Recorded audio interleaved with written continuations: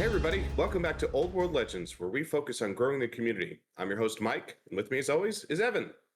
We are in command of our particular group. That's I don't even know what that means. It's a little disturbing, but yes, as Evan is informing us, we are diving into command groups. So we're continuing our series this week, again going through the whole core rulebook, helping out those beginners, maybe those veterans that need a refresher, and kind of walking everybody through the rules, how exactly they're played, maybe any answering some confusing sections or maybe some FAQs. So, Evan, where are we going, sir? so a command group is, and this is something that a lot of new players ask a lot of questions about. So you can upgrade models in your units to be different types of command models. Now, not every unit can have command, and not every unit has all three. Certain units, like flagellants, for example, can have standard bearers and champions, but not musicians for whatever reason. Hmm. And so there are some nuances like that that are in there on purpose. Other units, like for Yeah. example, Slayers, can have multiple different models that are upgraded to something that's like a champion who can issue and accept challenges, but he actually isn't a champion. That's a giant Slayer. And so just pay attention to whether or not those cases are the case for your unit. Usually, the way that it works is that you have one model that's the standard bearer, one model that's a champion, and one model that's a musician, and each of them are the same price to upgrade. And then those models are still counted as a regular infantry model, and you still pay the points for the regular infantry model on top of that. Yeah. Let's just kind of give a high level overview for Yeah, people who just aren't familiar with this. Maybe you haven't played the old world before, or maybe you've played 40K. Again, there are different versions of this, such as champions, right, in 40K and other units. This used to be sergeants. Yeah, more prolific in the other games as well. It started with Warhammer Fantasy. It's still a core part of the game now. It's become less and less a factor in the other Games Workshop games, but you still see hints of it here and there and some of the other gaming systems. But effectively, it is you have a block of infantry, cavalry, whatever. It's not. This is not for monsters. This is not for heroes. This is specifically for the rank and file troops, right? yeah, And again, cavalry can also be rank and file troops as well. And it's basically, hey, here's the unit of models, and this is a big part of the game, and you can decide how many you buy into the unit, right? Here's the minimum size of the unit. You can spend more points to make the unit bigger and bigger. Cool. But besides making the unit bigger, you can also upgrade some of the models in the unit, in particular the models that are in the front rank. And it's what you'd expect if you're watching an old, a medieval movie or an old Rome, even a Roman movie, right? In terms of those big war movies, you see wrecks of infantry. And this is historical, where you'd have somebody carrying the standard of the unit, that the pride and honor of the unit, and that gives benefits to it. So in this game, if you spend more points to upgrade a model to a standard, cool, it's going to give you unit benefits. And of course, you have somebody playing the drums or blowing the horn or whatever instrument they might have, right? So you have the musician of a unit, and then you have your champion of the unit, which it's not quite a character in this edition, but it certainly smells a lot like a character, and it's kind of that hybrid in between. So that's effectively what you're doing, is that block of infantry or cavalry you are upgrading. You can spend the points. You want, hey, all three? You want just one? You can mix and match and decide how to spend them on units, but you get benefits for upgrading models into a command group. So let's dive in. Okay, just so that people know, this is a really common question people ask. If the model's, holding a banner, does he still get to fight with his weapon? What weapon does he have? He still counts as fighting as any other regular model in the unit. So if I have a standard bearer in a unit of great swords, that model still Mhm. gets to swing with a great sword as its weapon that it's attacking with. Just Yeah. for the rules of the game. Um, Imagine it kind of abstract, right? They yeah, basically, if they're fighting, they plant their banner in the ground and then take out their great weapon and start swinging away, right? It's a game, right? There are different earlier editions that had different rules that made it more complex. It's real simple in this edition. Carrying the standard, carrying the musician does not affect what weapon you're wielding. Real yeah. simple. However, the champion is a little bit different, and we'll get into that when we get specifics. For example, his stats are usually different, but we'll go to that. The first part about this is that they're supposed to be in the front rank, and they're supposed to be in the middle of the front rank, and something that people often choose not to care too much about, the standard bearer himself is supposed to be in the middle of the command group. So if you had a unit that's 5 wide, you're supposed to put the standard bearer in the center. Now, it used to be that Mhm. the champion would go in the center with the standard bearer Yep. musician on either side of them. But this is actually different than previous editions, and people may have not ranked their models up this way or not used to it. And it's interesting whenever I notice people happen to have not done it. It's not a big deal, but it is actually in here that standard's supposed to be in the middle. Yep. And again, it's like, why would that matter besides cool factor, right? Because that's typically some people just want to put the champion in the middle just because they're like, well, I want him flanked on either side. It doesn't really, if you had all three, for the most part, it really won't matter. If you had only two, it could matter. In terms of if you're in hand-to-hand combat melee with something, it matters for who could potentially target your champion, Yeah. because your champion can be killed out. So positioning does matter. And if you have, let's say, not all three, it depends on the frontage of the unit, how big is your unit. It could determine where the heroes go within the frontage of the unit. So ultimately, the placement does matter. It really does, because it affects where the champion is standing, and it affects where other heroes are standing in the unit. Therefore, it determines who is going to be able to engage in base-to-base contact with them, and that means they can target that hero or that champion. So Yeah. it does matter. Okay. Next is that whenever you turn or reform or move your unit around, the command group What automatically about not pushes enough its room? way. Wait, let's go over Not that. enough room is just saying that if there isn't enough space for the command group, you still have to put as many of them as possible in the front, which seems kind of What'll be a obvious. situation where there's not enough space, Evan? Well, if you had a unit of Empire Knights and you had the full command of the Mhm. Empire Knights, but you wanted to go into marching column, you very likely would temporarily go, like, for example, 2 knights wide, and so you'd only have the standard bearer and the champion, for example, in the front, and then the musician would have to start going to the second rank because there is no more spots left. That's an Yeah. example of not having enough room. But Doesn't that's happen that often, but it no. can happen, as Evan just pointed out. Yeah, and usually it's pretty temporary because when you do that, you're often going to use drilled to then remove yourself from that position before getting into combat. But at any rate, you always count as having the musician in standard, even if they weren't technically in the front. It's just that they have to be in Mhm. the front if they can be. And make way is the same thing. So if they reform or turn or do any other kind of maneuver, you always end up with them in the front and in the middle. So during any other kind of temporary movement, now it's often inconvenient to literally move your standard bearer to the side, especially if you're doing a turn maneuver, which most people don't even know what that is, where you have every single model turned 90 degrees, but Mm. you stay the same shape. Like, nobody plays that the way that it's written in the rule book, but that's a different video for a Yeah, different time. yeah. But if in theory you were going to do a turn maneuver, you would, in theory, pick up the command group and then put them to the side of your unit instead of where they used to be. And that's what this rule says. Mhm. Champions. Okay, so champions are a bit different because champions work in a similar way to having a character in your unit, but they can't automatically make way, even though this rule is called make way. We're going to talk about that later when we get to characters. But champions are in that front fighting rank, and if they happen to be in base contact, they can make. Usually, it's the multiple attacks that they get to have. That's usually the bonus that Mhm. champion brings. Mhm. But if they're not in base contact, they still only get to make that one attack, but they can still issue a challenge or accept challenges if they're in the opposing fighting rank. If they are not in the opposing fighting rank, they cannot issue or accept challenges. So, very common situation. You have a unit of men at arms. It's like 5 wide and 4 deep, right? Well, the Mhm. champion might be not in the center of the front rank, but maybe off to the right. And if he was charged by, let's say, a character on a dragon from the right hand flank, well, the Mhm. fighting rank is now 2 ranks deep. And so the champion is in the fighting rank and can accept a challenge. But if he was charged by a dragon from the left hand side of that unit, he is not in the fighting rank and cannot move or make way, like a character can, to the fighting rank to then be able to issue and accept challenges. So Mhm. that is a uniqueness of challenges, champions, and all that stuff that we talked about when we went into challenges. But this rules right here is just about what champions are in essence. They have So different let's go over that one characteristics. more time, because that's important, because so many Yeah, people get this wrong, and yeah, because a character can accept challenges much more abstractly. The champion yes, cannot. He must be in the fighting rank. And now with FAQ 1.5, that is too deep from either side. But the point including the is, flank. Yeah, if you get charged and he's not in the fighting rank, and you're like, haha, I'm gonna challenge out your guy on the dragon. Nope.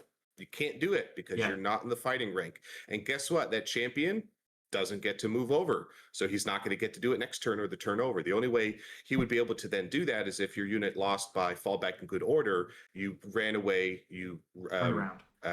turned around, faced him, and then he decided to follow up. Because if you kept giving ground, he still doesn't get to move. So remember, we just said how important positioning was. It's important. It does matter.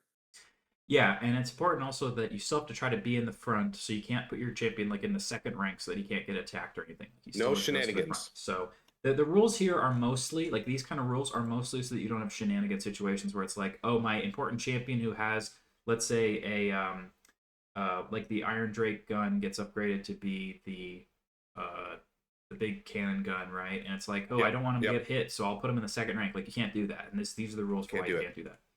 Okay, Mhm. champions can have different equipment. They technically count as having the equipment of every other rank and file model. In fact, they have to Mhm. pay for an upgrade. So if, for example, the champion was going, the whole unit buys halberds on a unit of her state troops. The champion buys the halberd, and then if you choose to buy the champion like a sword of might, he has to buy the halberd and then also that other item as well. So, What would be the only exception to that, or he doesn't have to buy what everyone well, else in the unit when has the to buy? champion has a mundane equipment item option that is separate, like for example in the Gore herd, there's an option of the champion can take a great weapon instead of his additional hand weapon. So that's Mhm. the or instead of a That's shield. So one that's the version. option. Another version is units. There are not many of them, but some of them have motley crew. Hmm. And often, if there's motley crew, you are then able to select different equipment for model by model basis. But again, it's not very common. The two examples we gave, those really are the rare exceptions to the rule. Okay, and it just says, hey, champions, they shoot at the same target as their whole unit. When they're in combat, they get to delineate their attacks separately if they choose to. They can also have target attacks targeted against them if they would like to. So let's Um, talk about that. Targeting against them. Why does that matter? Why would someone want to target my champion, Evan?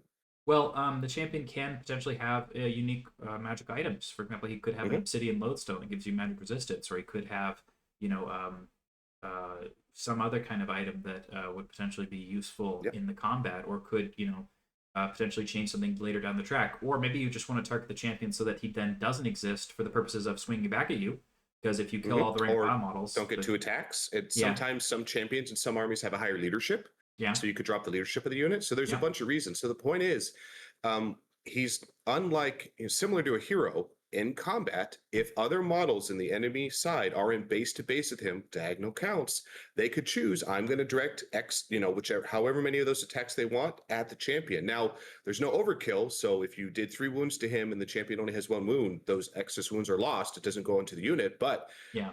there are many, often you want to target and snipe out, kill in melee the enemy champion if given the option. Yeah, but you can lose attack. So if you charge in with a bunch of knights into an enemy unit and you direct 3 other knights and all of them use their lances to try to stab that guy and you get 3 wounds through, well, you only killed the champion that one time, and because it Yep, wasn't a challenge, you don't do any overkills. So it just counts just as one lost. wound. The other ones get Hmm. lost. So most people will not direct any attacks at a champion because they just don't see a reason for it, but there can be a good reason for that. If you are expecting to kill the whole fighting rank, well, the champion will still swing back at you unless you kill him in particular. Um, Champions do get killed if you do so many wounds that the whole unit would die except for the champion. So it does overflow Yep. the other way if you do enough damage. But he's the last wound. He's the last thing to die. Yes, he's the last one to die, even after the standard bearer. People get that confused all the time. Even though the standard bearer goes in the center, Yeah. the last casualty removed is not the standard bearer, it's the champion. Yep. Okay. If the champion's removed as a casualty, you just replace with a rank model who steps up. That's the same thing as a model stepping up in the fighting rank and all that stuff. Shooting the models just the shots just get scattered into the unit until they're the last Mhm. model, and then so they're the last model that dies to shooting. You can't snipe them out. And it is worth, we Yeah. did slightly gloss over it. I know we talked about challenges, but talking about that, champions Yeah. can challenge. And of course, one of the biggest reasons to challenge is to take out that chaos lord, that big scary character on the other side of, because in particular with the 1.51 FAQ updates, it's a lot harder to get a maximum overkill versus champion. It was pretty easy to do it before because the rider and the mount would get all their attacks irrelevant of initiative. Now that it's whatever initiative order kills him, the next mount or character doesn't get to continue. So it's actually a lot harder to get the overkill. So often, and you wouldn't get the stomps either at that point now too. So often it was super easy to get an over. Yeah, I killed your champion. That's 1 for his wounds, and I did a max overkill of 5. Cool. I now have 6 for my monster. Now it's kind of often you get like 2 or 3 versus him, right? In total. So it's like way less because of the 1.51 updates. But Yeah, so with how the challenge challenging the champion challenging is a big deal. And that he can do it, even though he's not technically a character. That's one of the biggest benefits he provides. Yeah. So they don't get shot unless they're the last model in the unit, or you can like snipe them with something like the Way Watcher attack. Even though the way stalkers attack, you get a lookout sir against, which is like, so on a 2 Sadness. plus, my special 85-point archer ability doesn't work. Great. Uh, Or if you find yourself under a template, it's the same thing. So if you fire a catapult and the catapult scatters and somehow the center mhm. rock lands on top of the champion, cool. Roll the wound, and then if there's at least 5 rank and fodder models in the unit on a 2-up, the guy who is not the champion gets hit instead. So that's Again, kind of that's useful. 5 models, not Yeah. unit strength. It's models. So if I had 4 cavalry, even though it's unit strength 8, nope, it's not 5 models. Yeah, So it has to be so number of models. And that'd be the same for a hero. So even if it's a template and you have a partial hit, roll the champion separate as if you were rolling a character separate. But they do get that lookout, sir. But you'd yeah, be off, it's not hard to roll a 1. It happens more often than you think. and it is possible to have different number of wounds on champions than the rest of the unit. For example, if you have ogre bulls and you hit Oh, yeah. catapult, and the catapult hits the champion for 2 wounds and hits the guy next to it for 1 wound, now 2 different models have wound counters on them. That is how that works. Basically, they're kind of like a character who's locked to the unit. That's kind of what these rules are saying, even though the rule book lays out how champions work and then says characters are kind of like champions. That's how the rule book says it. Yeah, same thing for in melee. They're not removed unless they're last model in the unit or if they were directed attacks against it. A lot of people don't know that the attacks do overflow onto a champion. So if there's 10 models in the unit, you do 12 wounds, but you didn't direct against a champion, the champion does die. That is how that works. Yes, sirree. Now, if the champion was in a challenge and you did overload number of wounds on the models in the unit, but the champion didn't die in the challenge, do the wounds overflow onto the champion who was in a challenge? He's in a challenge. It's abstracted out. Yeah. Now, does the book specifically call that out? No. Yeah. That is how we played, and our understanding of rules is intended from the book. So as we go through every one of these series, there's always these, well, it doesn't really quite specify exactly what to do in every single situation. Evan just pointed out a very good one. I know I've heard plenty of valid arguments, both sides of the case on that. The way we play it, the way we interpret it is, nope, if you're in the challenge, you're in the challenge. You're not going to get hit by other things. That is our understanding of how the rules are, what we believe are the intentions of the designers. Sure. Okay, so the standard bearer, this is just rules that say he works exactly the same as any other model. Now, what other bonuses does a standard bearer give you? So you get the combat resolution bonus. It's got a big banner. That is true. That's a benefit. That is a big benefit. There are often, I really like to write into my objectives that having banners is relevant to either hold an objective or that having a certain number of standard bearers left at the end of the game is, gives you some kind of fortitude score, that kind of thing. It used to be that's how like the breakpoint scenario worked. But obviously this edition that's not the focus. So standards used to have a lot more impact in older editions. They're still meaningful, but they're just not as powerful as they were before. Still good though. Okay, so you have the combat resolution bonus. So you get the +1 combat res. But Mike, what happens if you have multiple standard bearers all in the same combat? Multiple standard, that doesn't stack. You just get +1 for the standard.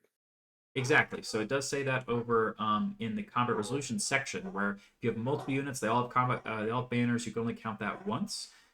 Very often, both sides will have a banner, for example.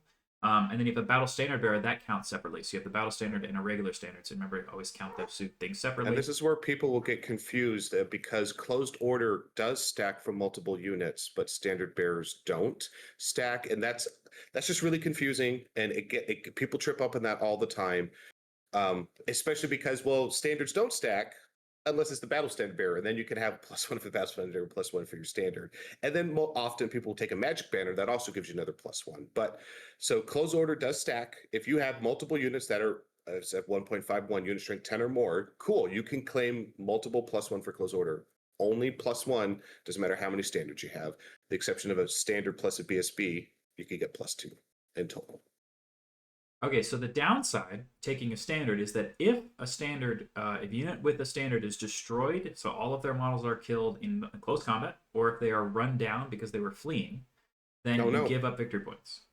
So this is one reason why many people take a champion and a musician and no standard bearer, because they are so afraid of giving up 50 extra victory points if that unit does happen to get run down or killed in close combat, that they just don't even take them, which is a bummer. I think that's a big, relatively huge downside, because you paid 7 extra points or whatever to get the standard in your unit, so that's already 7 more victory points to give the enemy when they kill that unit, and they get the victory points from the unit, and then you get 50 on top of that. So you're really giving up like 57, right, to the enemy for doing that. And if you bought a magic banner, that's even more points, because now your unit costs that many more points when it wouldn't have in the first place. Yeah. And they always had this in previous editions, which was fine. But in previous editions, taking the standard provided a lot more benefits than it does in this edition. So if they wanted to tone down the benefits a standard provided in this edition, that's cool. I really wish they had toned down the penalty for losing one as well. But it feels like they didn't equalize that when they reduced its effectiveness. So Very, we'll very see what the true. future brings. So you very often see armies actually not take standards, or they only put them on units that are very combat effective. Like Pegasus Knights will Hmm. take a standard, but a lot of the other units don't. So that's a good example of, yeah, I'm not going to risk it unless if my unit is a huge hammer or an absolute Death Star, or I have a really important magic banner. People will just not be taking Yeah, them because of yeah. this rule.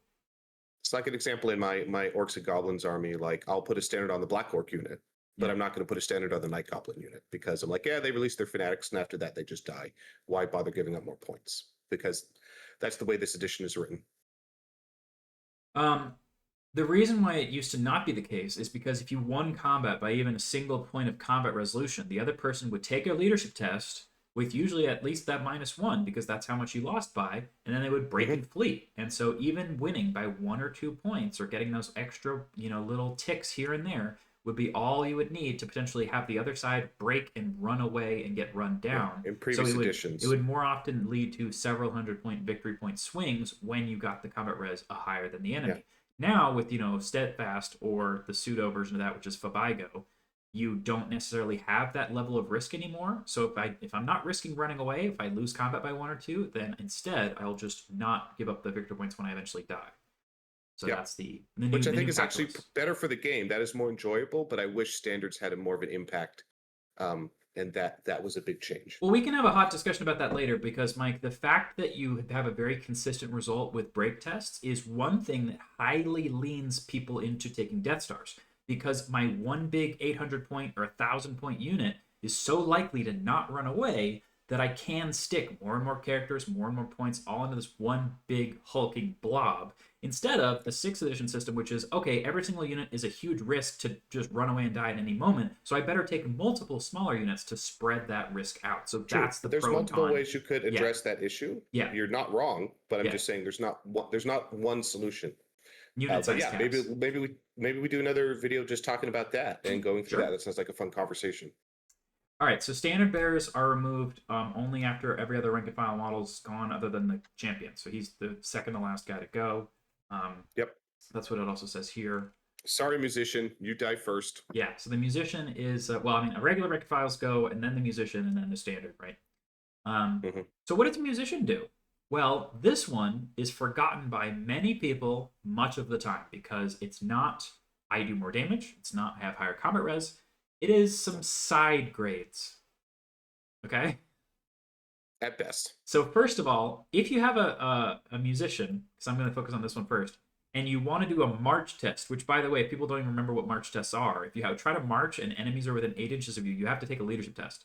But Hmm. if you have a musician, you get a +1 to that leadership test. So if you have, let's say, Empire Knights, leadership 8, and they happen to have a musician in there, then they will pass on Ta-da. a 9 or lower instead of an 8 or lower when they're taking that test. Hmm. Yep. Cool, right? Onwards to Doesn't come victory. into play that often, and even when it does, most players forget anyway. Exactly. The next one is onwards to victory. So if you have a combat res where both sides are tied, which can happen reasonably often, Oh, actually. draws happen for sure. Yes. Well, if one side has a musician and the other side doesn't, they get the +1 combat res and they win the tie. Now, very often, Hmm. either side will either both sides have a musician, so it stays a tie, or neither side has one. Like, let's say there's a dragon fighting a chariot or whatever. Great, neither side has it, so it's a tie. But on the off chance that you have that musician and you are like a unit of ranked and file models fighting against a character on foot or a character on a horse or whatever, great, you got a Hmm. musician. Now you win the tie. Yep. There you go. Cool. And guess what? You never have to take a break test if you win. So winning the combat, even by this is in other words, this is like a 0.5 of a combat res, right? Hmm. Which is useful, and they don't give up extra victory points when you lose. So there's often more reason to take a musician than there is to take a standard bearer. Yep. Yep. Yep. Okay, a huge one, which is one of the reasons why people take a lot of musicians on like their little chat Probably the units, biggest reason. is +1 to rally. Now, if you remember that this exists, be very, very important. Particularly, like I take Wood Elf units. Very often, I flee from a charge and I try to rally. You fail that rally test, you stay fleeing. You have to flee again when you move, and then on the enemy's turn, they can try to charge you, and you have to flee again, probably off the table. Hmm. So rallying after your first flight is very, very important. So every individual point of leadership to do that is critical. Now, when my elves are leadership 8, it's dicey, but when I have a +1 from a musician, leadership 9, a lot more consistent. It's huge how every 1 Yeah. point of leadership changes a 2d6 roll. Quite a bit. And one thing, just to clarify for people, removing the casualties. So the champion is, as we say, kind of treated as this Separate. quasi Yeah. hybrid hero. So he does die. You do lookout stirs for him and all that jazz. But the standard bearer and the musician, is there a point to targeting them specifically? No. Can they still just be killed from I wiped out everyone in the front rank? Yes. Can they just be killed when a template weapon hits them or something? Absolutely. But effectively, as long as there are other models in the unit behind them still alive, someone else picks up the trumpet, the instrument. Someone picks up the standard. So effectively, there's absolutely no reason to ever target them. There is no rules or purpose to targeting them because it doesn't matter if you kill them. As long as somebody's alive, somebody will pick up the standard, someone will pick up the instrument. So it doesn't really matter. So it's the champion that's really treated as this quasi-hero. The other two, they're really just abstract upgrades that you put on models. And so effectively, if you're like, all right, you can rank, well, the standard bearer died, you just still pull models from the back, and because the model just moves forward, that's still alive and picks up the standard. So you're not like, let me pull the standard off and put one back on, so it really is an abstract concept just to keep the game flowing and keep it moving. It's not an issue. But if someone kills your champion, you should pull that champion. He is dead. Okay, well, that's the end of the command group section, and it's very characterfully put right before the character section because characters, especially in units, work very similar to champions. So some of those things we talked about, you're going to see similar themes pop up here. But that'll be for next time. All right, and we'll cover that next time. So again, if you've gotten this far in the video, please do like, share, and subscribe. It really makes a big difference. We really appreciate the community out there. Our channel has grown quite a bit from everybody watching us. We thank you so much. We appreciate it. Evan, any last closing words, sir? I am incredibly sick. Yes, you are. Hopefully you feel better tomorrow. And everyone else can stay legendary. We'll see you next time.